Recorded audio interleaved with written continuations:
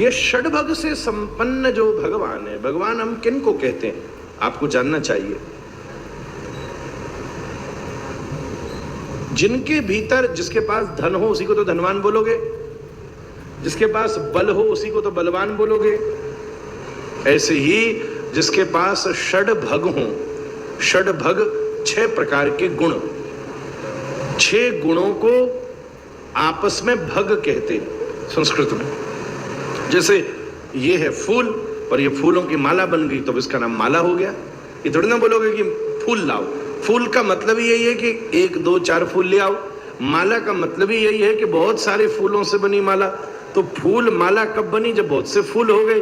ऐसे ही जब 6 गुण एक साथ किसी में हो तो उसको भग कहते हैं, और वो गुणवान को भगवान कहते हैं। वो 6 गुण कौन से? सबसे पहले ऐश्वर्य गुण, उसमें ईशता है। ईश, ईश मतलब कर्तुम अकर्तुम अन्यथा कर्तुम समर्थ इति ईश्वर। मतलब एक साधारण व्यक्ति जो कर सकता है वो भी कर सकता है। ठीक है, ये मत सोचिएगा हमारी सनातन संस्कृति में नॉर्मल काम भगवान नहीं कर सकते, बिल्कुल कर सकते। जैसे आप कर सकते हो वैसे वो भी कर सकते। अकर्तुम, जो कर नहीं सकते, सोच सकते हो, सोच सकते हो। अब सोचते तो सारे ही होंगे कि वाह, काश हमारे संग भी ऐसे 2 एसी खोपड़ी पर लग रहे होते यहीं। हालांकि ठीक है,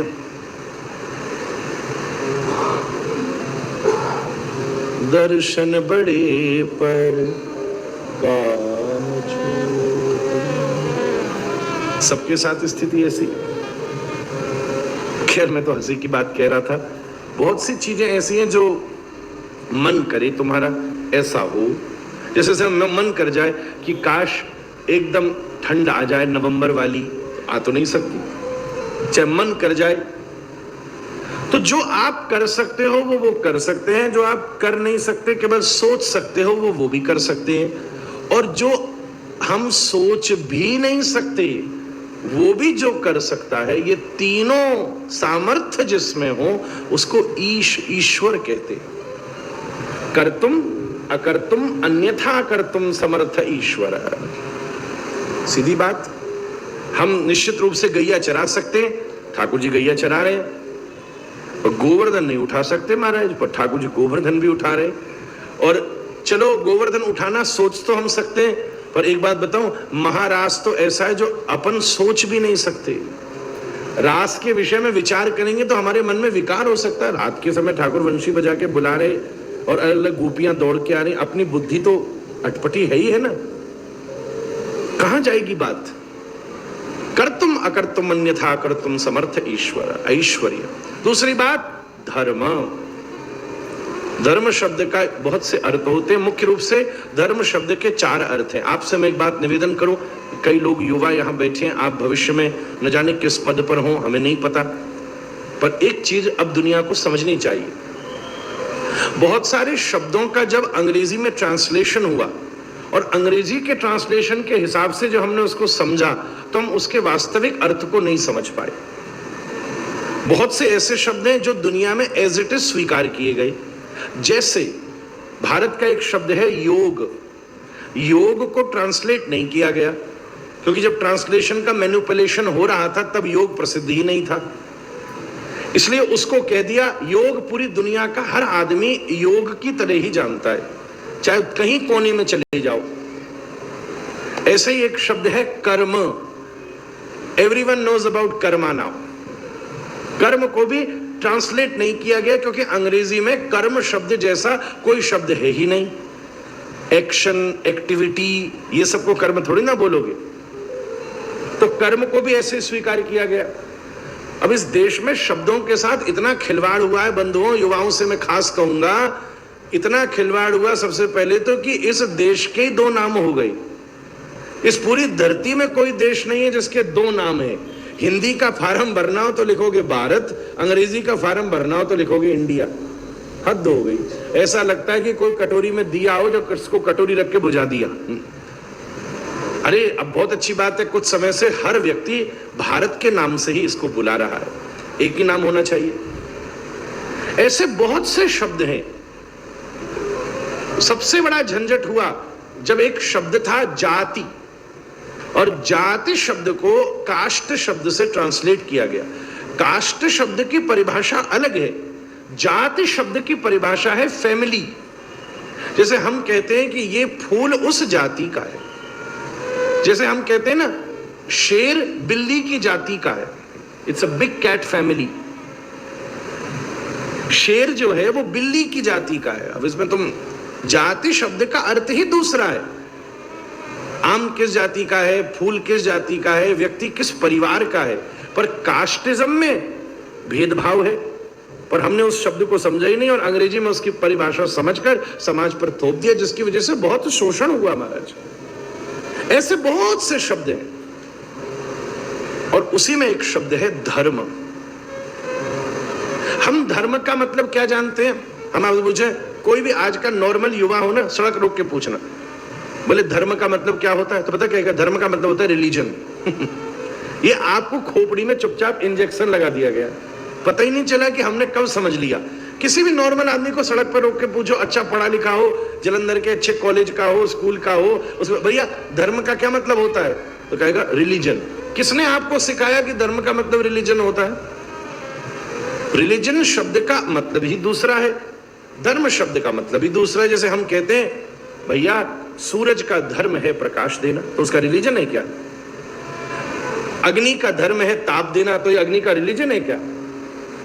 हम ये भी कहते हैं वाह, हम इस पूरे जीवन में एक यही चाहते हैं कि मनुष्य धर्म का पालन करें, ह्यूमैनिटी।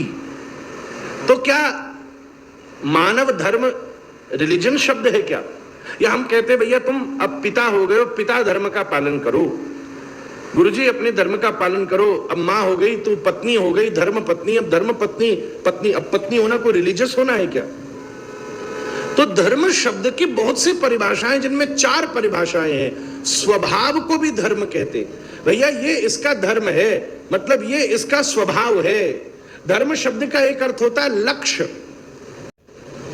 धर्म शब्द का एक अर्थ होता है स्वभाव, एक अर्थ होता है लक्ष्य, एक अर्थ होता है उपासना पद्धति, जिसमें हम किसको मानते हैं, कैसे पूजा करते हैं, ये सब उसमें आता है। तो मैं आपसे निवेदन करूं, जैसे पूरी दुनिया ने योग शब्द को ट्रांसलेट नहीं किया, ध्यान शब्द को कर दिया। तो पहले ध्यान होता था, योग नहीं होता था, तो ध्यान शब्द को ट्रांसलेट कर दिया मेडिटेशन। पर मेडिटेशन में और ध्यान में बहुत अंतर है। मेडिटेशन का मतलब है कि बस आंख बंद करो, अपनी ब्रीदिंग पर कंसंट्रेट करो, मतलब जस्ट स्टॉप योरसेल्फ, मतलब मेडिटेशन। आप अंग्रेजी में इसका अर्थ समझ लो चाहे। पर ध्यान शब्द का अर्थ पतंजलि ने लिखा चित्तैकतानता ध्यानम, आंख बंद न हो, पीठ सीधी न हो, आप कहीं घूम रहे हो चाहे, पर अगर आपका मन कृष्ण के चरणों में लगा है तो आप उस समय ध्यान कर रहे हो। ध्यान की परिभाषा ही दूसरी है। अगर चलते फिरते कहीं भी घूमते बोलो हम मेडिटेशन कर रहे, कोई मानेगा? मेडिटेशन बैठ भाई, पालती मार, आंख बंद कर, कमर सीधी कर, तब हम मानेंगे तू मेडिटेशन कर रहा है। पर वहीं दूसरी तरफ जहां बैठे, जहां जाए, जिस देश में, जिस भेष में, परिवेश में रहो, राधा रमण, राधा रमण, राधा रमण कहो। बहुत से शब्द। अब जैसे मैं एक निवेदन करूं, कथा, अब दुनिया धीरे धीरे जब बड़ा हो रही है तो कथा शब्द को कथा शब्द से स्वीकार करें। कथा का अंग्रेजी में क्या ट्रांसलेशन करोगे? Story telling. ये स्टोरी टेलिंग थोड़ी ना, हमने कौन सी कहानी सुनाई बताओ आपको? कोई कहता है ये मोटिवेशन स्पीच है क्या? कोई लेक्चर है? लेक्चर भी नहीं है भाई, ये कॉन्सेप्ट ही दूसरा है। ना ये लेक्चर है, ना ये प्रीचिंग है, ना ये प्रीचिंग है, ना ये टीचिंग है, ये तो भगत की भगवान से अप्रोचिंग है महाराज। ऐसे ही धर्म शब्द को भी पूरी दुनिया को एज इट इज स्वीकार करना चाहिए। जैसे कर्म शब्द को स्वीकार किया, जैसे योग शब्द को स्वीकार किया, ऐसे ही धर्म शब्द को भी स्वीकार। धर्म शब्द का एक मतलब ड्यूटी भी होता है, कर्तव्य। इट इज योर ड्यूटी, ये तुम्हारा धर्म है भाई, करो ड्यूटी। बड़ा भारी हमारी पढ़ाई लिखाई सब झंझट में हमारे सिर में एक बात डाल दी, धर्म का मतलब रिलीजन। ना दोनों बहुत फर्क होता है। बिल्कुल कुछ न किए बिना भी मां के पेट में आता हुआ बालक खुद ही सनातन धर्मी है महाराज। ना उसमें कुछ काटना है, ना उसमें कुछ जोड़ना है महाराज, ये उसका स्वरूप है।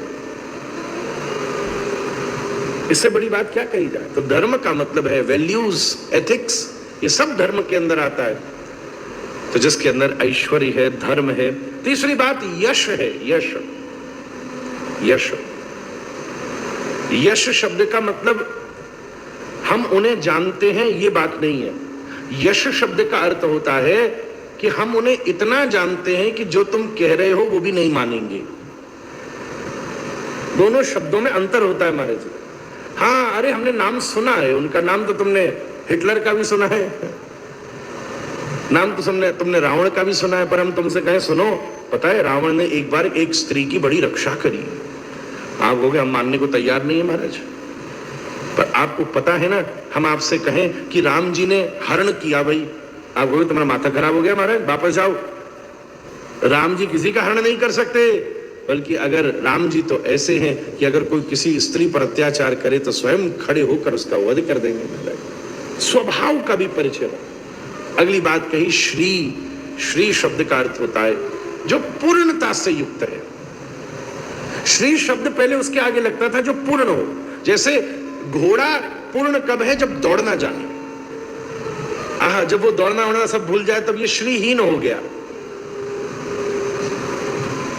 वो अपनी जिस क्वालिटी के लिए है वो क्वालिटी पूरी तरह से करे।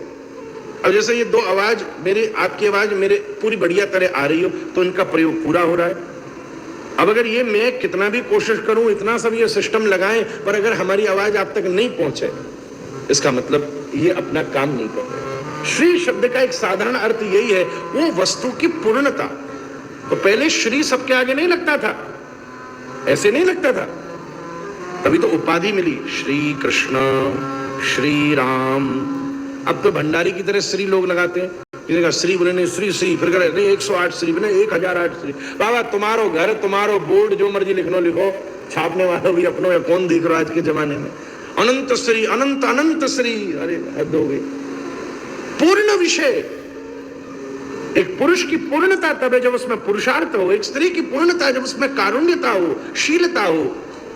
एक गैया खूब दूध भी दे, खूब सुंदर रहे, खूब तेजस्वी हो तो श्री युक्त है महाराज, यशस्वी। और फिर अगला ज्ञान, संपूर्ण तत्व का जिसके पास ज्ञान हो। ज्ञान शब्द का अर्थ है जो अपने को जानता हो, जगत को जानता हो और ईश्वर को जानता हो। कल हमने आपके सामने व्याख्या की ना बैठकर घर में, हम कौन, जगत क्या और ईश्वर क्या। और अंतिम बात वैराग्य, जो ये बात को जानता हो कि ये जगत परिवर्तनशील है, इसलिए इसमें ज्यादा मोह न करे। ये 6 गुण जिसके भीतर पूर्ण रूप से विद्यमान हो, हम उसको भगवान कहते हैं महाराज।